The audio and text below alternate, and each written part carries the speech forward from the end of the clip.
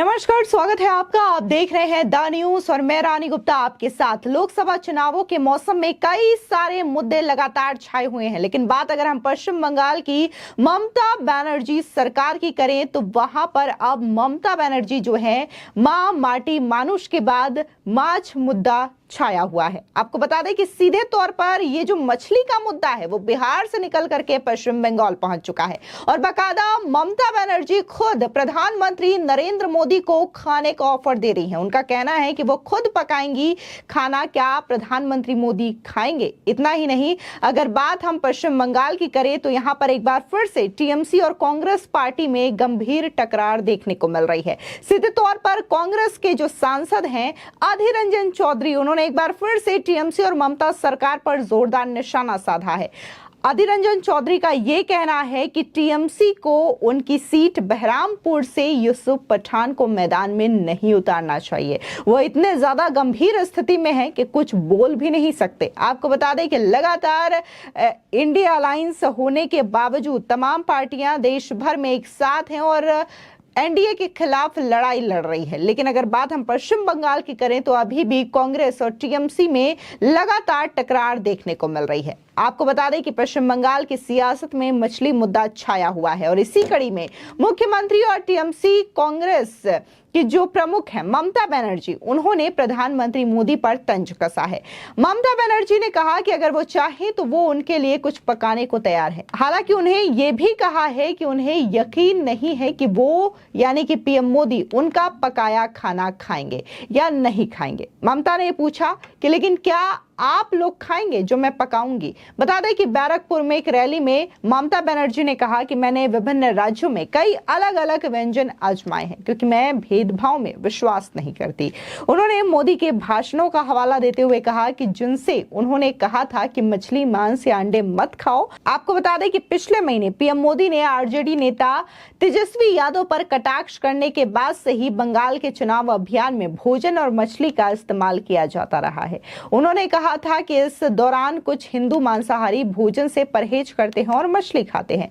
ममता बनर्जी ने कहा कि लोग जो चाहेंगे और जिस तरीके से चाहेंगे खाएंगे, जो चाहेंगे वो खाएंगे और उसी तरीके से वो रहेंगे। जो शाकाहारी खाना चाहेंगे वो शाकाहारी खाएगा, जो मांस खाना चाहता है वो मांस खाएगा। ये देश हम सबका है, अलग अलग भाषाएं हैं, अलग अलग संस्कृतियां हैं, अलग अलग पहनावे हैं। उन्होंने कहा कि वो बचपन से ही खाना बनाती रही हैं। आपको बता दें, दरअसल देखने को मिला था कि नवरात्रि के मौके पर जो वीआईपी के अध्यक्ष हैं मुकेश साहनी और उनके साथ आरजेडी नेता तेजस्वी यादव हेलीकॉप्टर में चुनावी रैली से ब्रेक लेने के बाद लंच करते हुए नजर आ रहे थे और बाकायदा तेजस्वी यादव जो हैं वो मछली दिखा रहे थे कि वो लंच में मछली खा रहे हैं।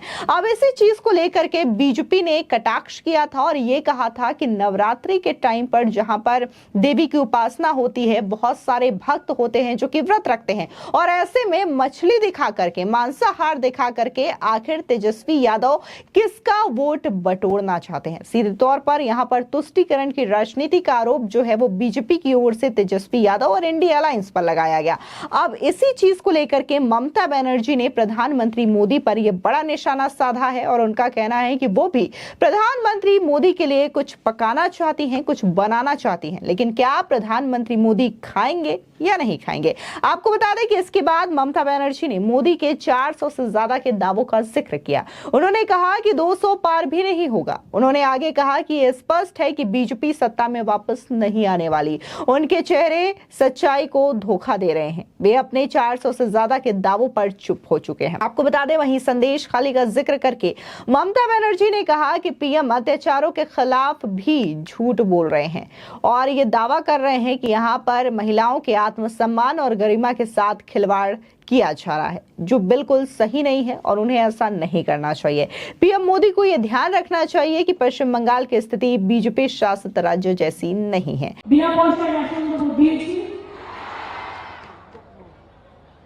10 লাখ টাকা স্মার্ট কার্ড করব করেছি, কিষাণ ভাতা 10,000 টাকা দিয়েছি, এরকম অনেক কাজ আছে। সবুজ সাথীতে ছিল না আমার ম্যানিফেস্টোয়, তাও তো প্রতি বছর আমরা সাইকেল দিই ক্লাস 9 উঠলে, ক্লাস 12 ক্লাস উঠলে আমরা স্মার্টফোন দিই, ওটা আগামী বছর থেকে 11 ক্লাসে হয়ে যাবে। তার কারণ যাতে তারা 12 কাজটাও কাজে লাগাতে পারে, 11 কাজটাও কাজে লাগাতে পারে। একটু চট্টগ্রামে আমরা করেছি, কিন্তু নরেন্দ্র মোদী কি বলে ভোট চাইছে? হ্যাঁ, আমি যদি কথা দিয়ে কথা না রাখি, মনে রাখবেন সেদিন আমার আগেই মৃত্যু হয়ে যাবে। আমি জীবনে এই ভুলটা করি না, আর আমায় শিখিয়ে দিলেও বলি না। আমি যেটা করতে পারবো ঠিক ততটুকু বলবো, যেটা করতে পারবো না এটা আমি অন্যের দায়িত্ব নিতে পারবো না। আমার জীবনে কথাই কথা শেখায়, আমার জীবনটা কথার ভান্ডার, কথায় আশ্রয় করে আমি চলি। কথাই আমার কথা, কথাই আমার প্রথম কথা, কথাই আমার শেষ কথা, কথাই আমার চিরস্থায়ী কথা। আর বিজেপি আজকে ভোট চাইছে কি বলে? মোদী বাবুজি, বাবু সাহেব, আমি দেখুন একটু বাংলায় ভালো করে বলছি, মোদী বাবুজি, বাবু সাহেবের গ্যারেন্টি নতুন করে 10 বছর বাদে আবার গ্যারেন্টি দিতে হচ্ছে। এই 10 বছর নোটিস মানে পাতা ছিল না, পাতা নেই था। 10 বছর আগে কি বলেছিল? घर घर में 15 लाख रुपया देगा, बीजेपी को वोट दो, हर घर में देगा। पेशेंट 2 কোটি লোককে বছরে চাকরি দেওয়া হয়েছিল, 10 বছরে 20 কোটি পেয়েছেন। এই যে বলছেন গ্যাস দেবো বিনা পয়সা পেয়েছেন, তার মানে Modi guarantee 420, Modi guarantee, no Modi guarantee, আবার গ্যাস 420।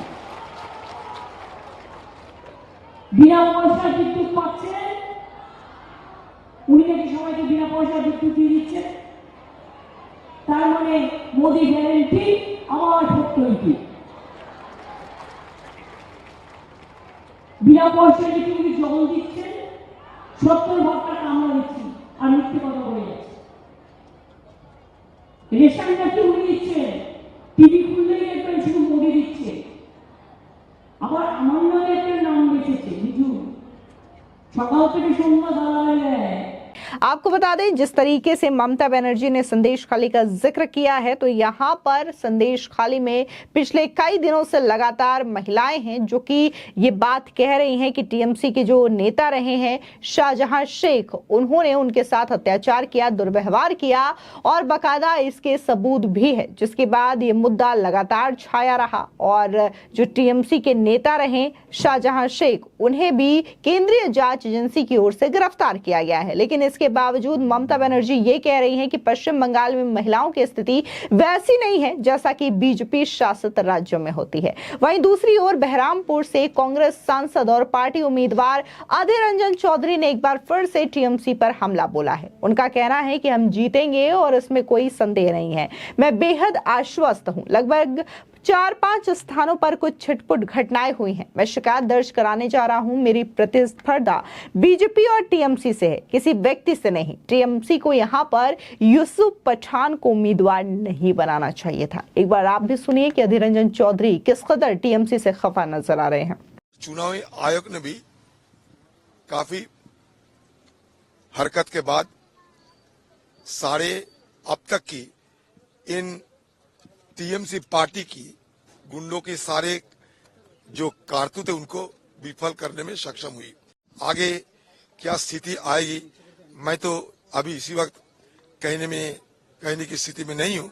अब तक की स्थिति ऐसा है कि चुनाव हो रहे हैं, लेकिन कई कई बूथे हैं, जैसे कि बेलडांगा बोल के एक जगह है, मिर्जापुर, ये बड़ा खतरनाक जगह है, और बरुआ की 2-4 जगह, और सालार की 1-2 छोटे छोटे पॉकेट में ये सत्तारूढ़ पार्टी के कुछ गुंडों ने बदमाशी करने की कोशिश कर रहे हैं। अगर यूसुफ पठान के प्रति ममता बनर्जी की जरा सा उनको सम्मान देने की जरा सा उनकी मंशा रही, अगर रही थी तो उनको राज्यसभा में ला सकते थे। सीधा एकदम बहरमपुर लोकसभा में उनको लाकर ममता बनर्जी, उनका यही मंशा थी, मकसद यही थी कि मुसलमान वोटों में विभाजन हो। मुझे हराने के लिए दीदी ने एक क्रिकेटर को इस्तेमाल किया, जिनका हारना बिल्कुल तय है। अब तक मेरा लोकसभा क्षेत्र में ऐसा कोई बड़ा घटना नहीं घटी। छोटे मोटे दो चार जगह एजेंट वालों को घुसने नहीं दिए गए थे, कहीं कहीं जगह एजेंट को धक्के मार के निकाले भी गए थे, लेकिन तुरंत हमारे पार्टी और हमारे सारे कार्यकर्ता उनकी सक्रियता की बदौलत हमें तुरंत सारे खबर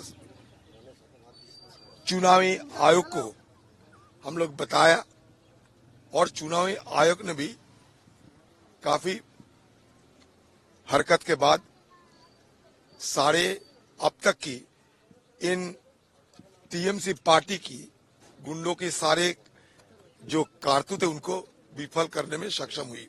फिर भी बातें शुरू हुई, धीरे धीरे आगे क्या स्थिति आएगी मैं तो अभी इसी वक्त कहने की स्थिति में नहीं हूं, लेकिन एक बात तो मैं जरूर कहूंगा कि चुनाव आयोग काफी सक्रिय है। ये तो मैं जरूर कहूंगा, जहां जो देखते हैं जरूर कहूंगा। ये अब तक की स्थिति ऐसा है कि चुनाव हो रहे हैं, लेकिन कई कई बूथे हैं, जैसे कि बेलडांगा बोल के एक जगह है मिर्जापुर, ये बड़ा खतरनाक जगह है, और बरुआ की दो चार जगह और सालार की एक दो छोटे छोटे पॉकेट में ये सत्तारूढ़ पार्टी के कुछ गुंडों ने बदमाशी करने की कोशिश कर रहे हैं। वो नहीं चाहते कि हमारे एजेंट अंदर जाएं और बैठे रहें। और सत्तारूढ़ पार्टी की और एक मतलब सुविधा ये होती कि उन काफी ये निर्दलीय प्रार्थी को उन्होंने खड़ा किए हैं, जिनकी चलते उनकी अपना एजेंट की संख्या भी बढ़ चुके हैं। वो बूथ के अंदर ज्यादा एजेंट रहते हुए वो बूथ के अंदर गड़बड़ी करने की कोशिश कर रहे हैं, लेकिन फिर भी हमारे जो एजेंट वहां है वो सारे इन लोगों को, सारे साजिशों को, सारे इन लोगों को नाकाम करने में अब तक तो सफल रही। क्या चुनाव शांत रहेगा? क्या लगता है? अब मुझे तो ये उम्मीद है, मुझे बिल्कुल उम्मीद है कि हमारे चुनाव आयोग की जो सक्रियता हमें देखने को मिलते हैं, इसमें चुनाव जरूर शांत रहेगा और आम लोगों की वोटदान करने की मौका मिलेगा। ये मुझे लगता है। अब तक मैं अब तक के हालात बता सकते हैं, आगे क्या होगी अब जब रहोगे मैं बोलते रहूंगा। यूसुफ पठान एक बड़े क्रिकेटर है, श्रीलंका में खेल रहे हैं। अगर यूसुफ पठान के प्रति ममता बनर्जी की जरा सा उनको सम्मान देने की जरा सा उनकी मंशा रही, अगर रही थी तो उनको राज्यसभा में ला सकते थे। सीधा एकदम बहरमपुर लोकसभा में उनको लाकर ममता बनर्जी, उनका यही मंशा थी, मकसद यही थी कि मुसलमान वोटों में विभाजन हो, ध्रुवीकरण हो। देखिए, मोदी जी और बीजेपी पार्टी सांप्रदायिक ध्रुवीकरण की राजनीति करते हैं, ये सारे देशवासी को नहीं, सारे दुनिया को पता है। पहले तो देशवासी को पता चलते थे, अभी दुनिया कह रहे हैं कि मोदी जी सांप्रदायिक ध्रुवीकरण की सियासत करते हैं। लेकिन बंगाल के जो अग्नि कन्या ममता बनर्जी, वो भी मोदी जी के पीछे नहीं रही। वो मोदी जी के साथ साथ ये भी कहने लगी कि हम भी किसी से कम नहीं जब तक सांप्रदायिक ध्रुवीकरण की राजनीति की सवाल हो। वो बहरमपुर मुझे हराने के लिए एक व्यक्ति को लाए, और जो व्यक्ति अब तक एक शब्द मोदी जी के खिलाफ, और गुजरात में गोधरा बिल्किस बानो के जो मुद्दा, एक बात उनको जुबान से नहीं निकले, उल्टे वो कहते हैं कि मोदी जी के लिए उनका गर्व महसूस होते हैं। तो पता लगाइए कि ये मोदी जी और दीदी की सेटिंग के अलावा और क्या हो सकते। इसीलिए मुझे हराने के लिए दीदी ने एक क्रिकेटर को इस्तेमाल किया, जिनका हारना बिल्कुल तय है। नंबर 1। नंबर 2, टीएमसी पार्टी एक तरफ कह रही है कि हम लोग मुसलमान, तुम इतने बार तुम दादा को वोट दो, भाईजान को वोट दो। दूसरी तरफ हिंदुओं को ये सलाह दे रहे हैं ये टीएमसी पार्टी कि हिंदू तुम सारे बीजेपी को वोट दो क्योंकि पठान हारेगी। तो ये जो दो मुहिया राजनीति टीएमसी पार्टी ने किए हैं, सारे यहाँ के लोगों को पता चल गया। देखिए, हमारा डिस्ट्रिक्ट मुर्शिदाबाद, यह सांप्रदायिक राजनीति की कभी सफलता नहीं मिलेगी। इसलिए ये मुर्शिदाबाद जिला हो सकता, ये माइनॉरिटी डोमिनेटेड डिस्ट्रिक्ट जरूर है, संख्यालघु अध्युषित इलाका जरूर है। 70% मान लीजिए संख्यालघु यह रहते हैं, मतलब अल्पसंख्यक, जिसको अल्पसंख्यक कहते हैं, वो बांग्ला में हम संख्यालघु कहते हैं। अल्पसंख्यक को संख्या तादाद, हमारे डिस्ट्रिक्ट में अल्पसंख्यक की तादाद लगभग 70%। अच्छा, सारे हिंदुस्तान में परसेंटेज की मतलब आंकड़े के हिसाब से सबसे ज्यादा मुसलमान रहते हैं कश्मीर की अनंतनाग जिला में। उसके बाद एब्सोल्यूट टर्म में सबसे ज्यादा मुसलमान रहते हैं हमारे डिस्ट्रिक्ट मुर्शिदाबाद में। फिर भी ये डिस्ट्रिक्ट में मैं दिल्ली से ब्राह्मण पुत्र प्रणब मुखर्जी को लाए थे और जंगीपुर क्षेत्र में उनको उतारे गए थे, आपको शायद जानकारी है। वो एक मुसलमान उम्मीदवारों को हरा के हिंदुस्तान की राजनीति में सबसे पहली बार वो नुमाइंदे बन सके। तो इसलिए मुर्शिदाबाद जो डिस्ट्रिक्ट है, यहाँ के आम लोग सांप्रदायिक सोच को कभी ये मान्यता नहीं देते, सांप्रदायिक सोच को ये बार बार नकारते रहते।